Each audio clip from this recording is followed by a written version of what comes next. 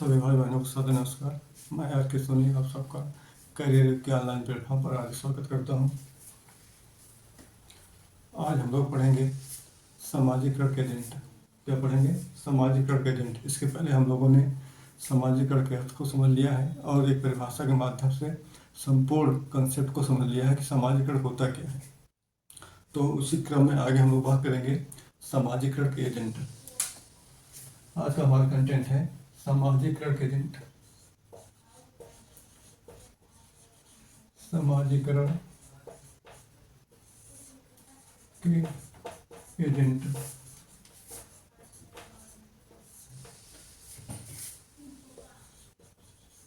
Agent of socialisation.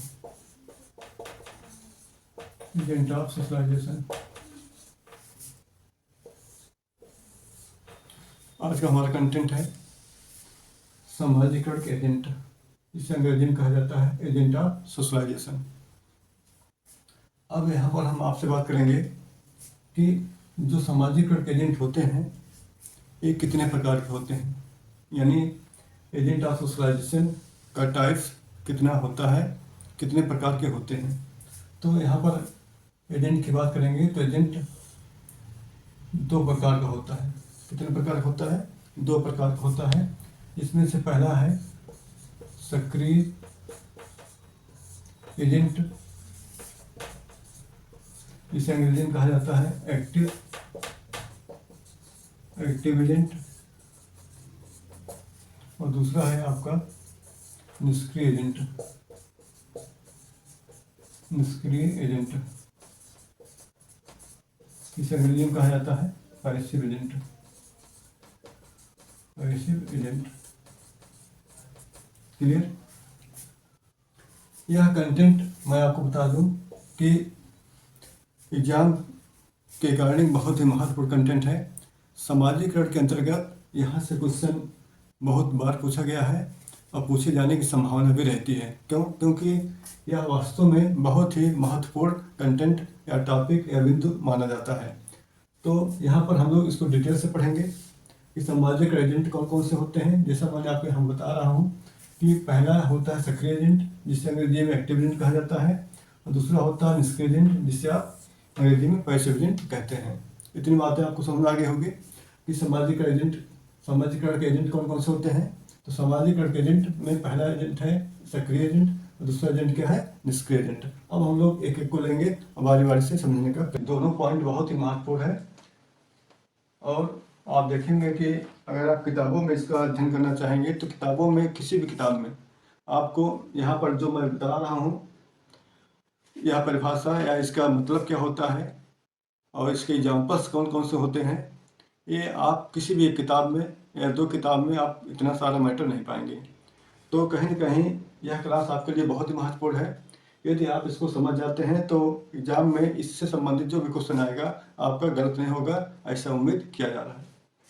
तो मैं आपको पहले बताऊंगा सक्रिय एजेंट। सक्रिय एजेंट क्या होता है?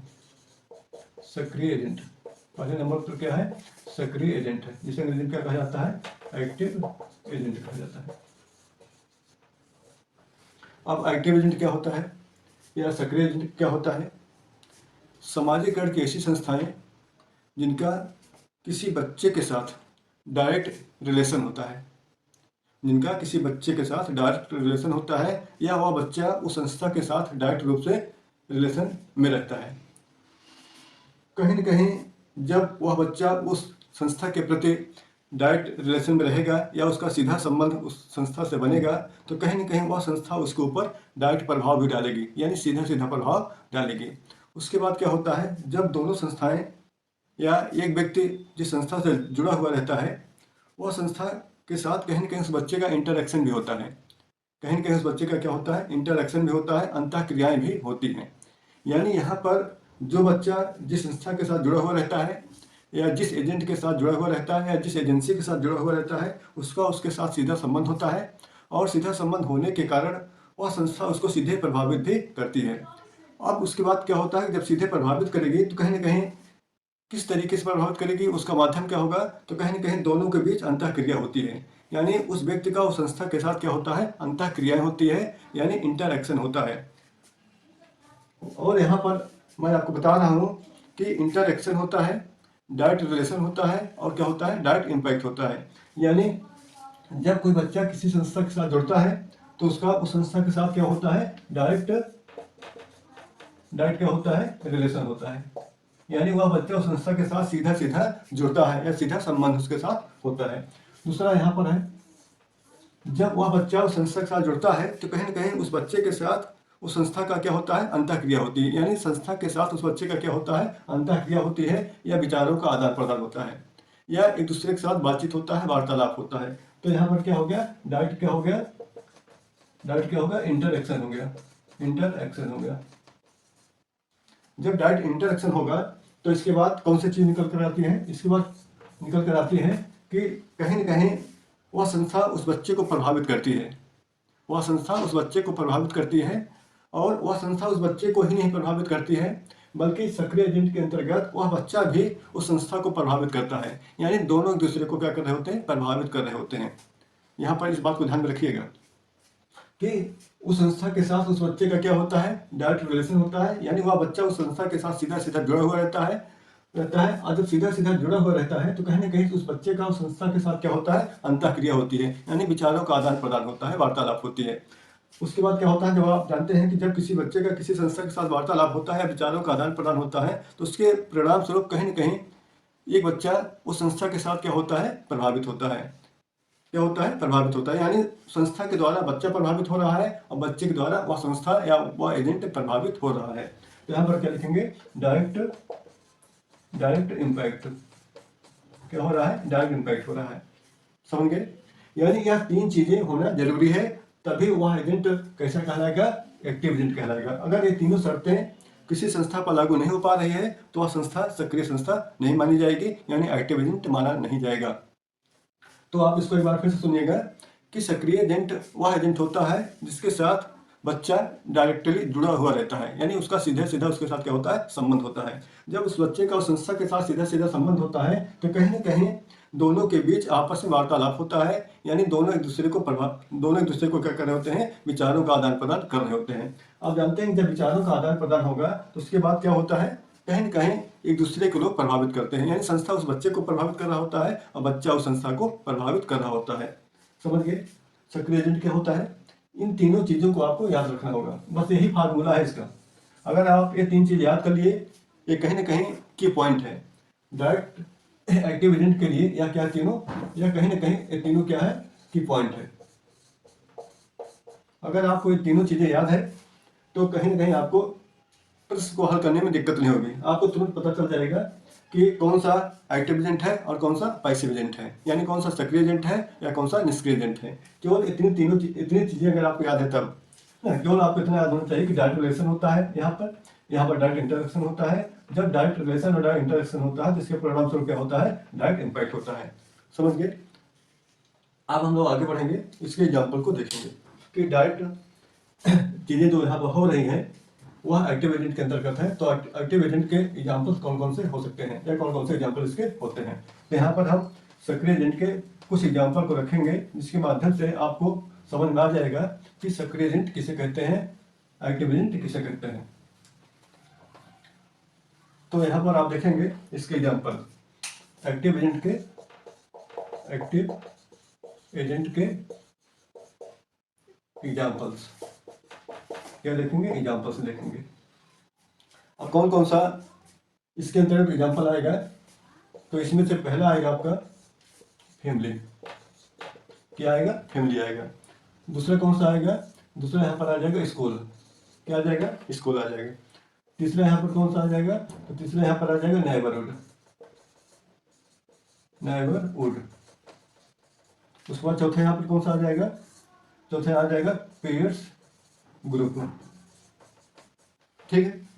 उसके बाद अगला है, पांचवा है आपका यहाँ पर रिलीजियस इंस्टीट्यूशन।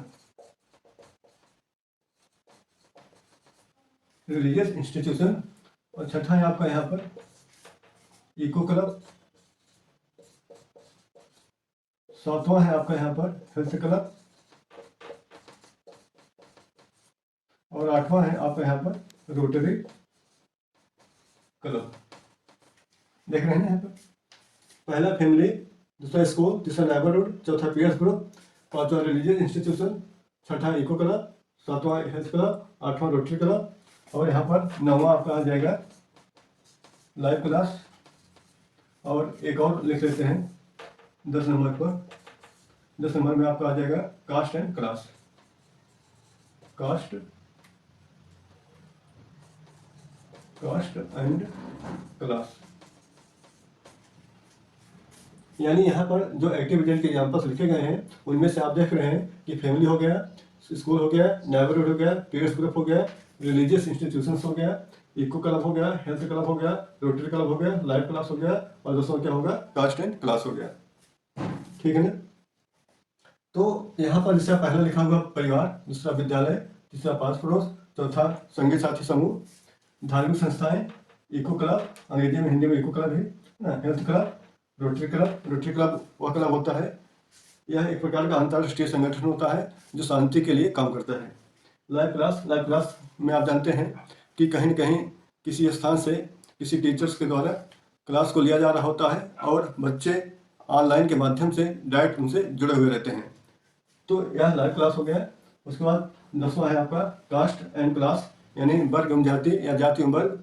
तो आप देख रहे हैं कि यहाँ पर जितने भी एग्जाम्पल्स लिखे गए हैं, कहीं न कहीं जो इसके पहले मैंने आपको फार्मूला बताया था एक्टिव एजेंट के, फार्मूला के अंतर्गत मैंने आपको बताया था कि एक्टिव एजेंट के 3 फार्मूले होते हैं, जिसमें से पहला फार्मूला होता है डायरेक्ट रिलेशन, दूसरा फार्मूला होता है डायरेक्ट इंटरेक्शन, और तीसरा फार्मूला होता है आपका डायरेक्ट इम्पैक्ट। ये तीनों शर्तें या तीनों फार्मूला आप चाहे जिस पर रखेंगे सब पर लागू होगा, सब पर सही उतरेगा, कहीं कोई आपको दिक्कत नहीं होगी।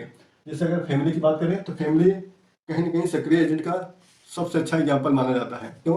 क्योंकि बच्चा इसके साथ सीधा जुड़ा हुआ रहता है, यानी परिवार के साथ बच्चे का कैसा संबंध होता है, सीधा संबंध होता है। और उसके बाद आप जानते हैं जब बच्चे का परिवार के साथ सीधा संबंध होता है तो कहीं न कहीं परिवार के साथ, यानी परिवार के सदस्यों के साथ उस बच्चे का क्या होता है, वार्तालाप होता है, बातचीत होता है, संपर्क होता है, विचारों का आदान प्रदान होता है। बात समझ रहे हैं, यानी अंतःक्रिया होती है। उसके बाद क्या होता है कि जब अंतःक्रिया होती है, विचारों का आदान प्रदान होता है, हाँ, मम्मी पापा के साथ उसकी बातचीत होती है, भैया दीदी के साथ उसका बातचीत होता है, दादा दादी के साथ उसका बातचीत होता है, तो कहीं न कहीं एक दूसरे को लोग प्रभावित करते हैं। यानी यहाँ पर बच्चा भी प्रभावित हो रहा होता है और साथ ही साथ परिवार के सदस्य भी प्रभावित हो रहे होते हैं। बात समझ आ रहा है? यानी यहाँ पर सामने वाला भी सक्रिय होता है और जो अगला पक्ष होता है वह भी सक्रिय होता है, यानी यहाँ पर दोनों पक्ष सक्रिय होते हैं। जब तक दोनों पक्ष सक्रिय नहीं होंगे और दोनों पक्ष एक दूसरे को प्रभावित नहीं कर रहे होंगे तब तक वह एक्टिव एजेंट नहीं माना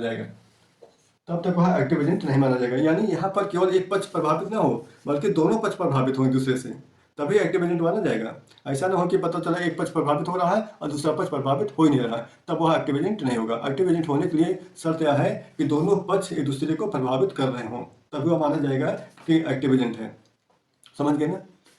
इतनी बातें सबको समझ में आ गया। इसके अलावा और भी हो सकता है, और भी है ना, लेकिन अगर इतना आपको पता है तो कहीं ना कहीं आपके लिए दिक्कत नहीं होगी, आप आसानी से क्वेश्चन को सॉल्व कर ले जाएंगे। तो मैंने एक्टिव एजेंट के अंतर्गत आपको बताया, इतना एग्जाम्पल है, इस एग्जाम्पल को आप ध्यान में रखिएगा, याद कर लीजिएगा, कोई दिक्कत आपको नहीं होगी। जैसे मैंने परिवार बताया, विद्यालय बताया, पास पड़ोस बताया, संगी साथी समूह बताया, धार्मिक संस्थाएं बताया, eco club, health club, rotary club, live class, caste and class, ये सारे एग्जाम्पल आपको दिमाग में रखना होगा और आप चाहें तो अपने सुविधा अनुसार इसको नोट भी कर सकते हैं। समझ में आ गया? इतनी बातें या जो मैं आपको पढ़ा रहा हूँ, समझा रहा हूँ, सिखा रहा हूँ, तो कहीं ना कहीं आपको किसी पुस्तक में या किसी एक चैनल पर आपको इतना मैटर नहीं मिलेगा एक साथ। आप जब कई चैनल को सर्च करेंगे या कई किताबों का अध्ययन करेंगे तब जाकर के आपको इतनी बातें निकल कर आएगी या पढ़ने को आपको मिल सकता है, अदरवाइज इतना कहीं किसी जगह पर आपको नहीं मिलेगा। समझ गए ना? अब हम लोग आगे बढ़ते हैं।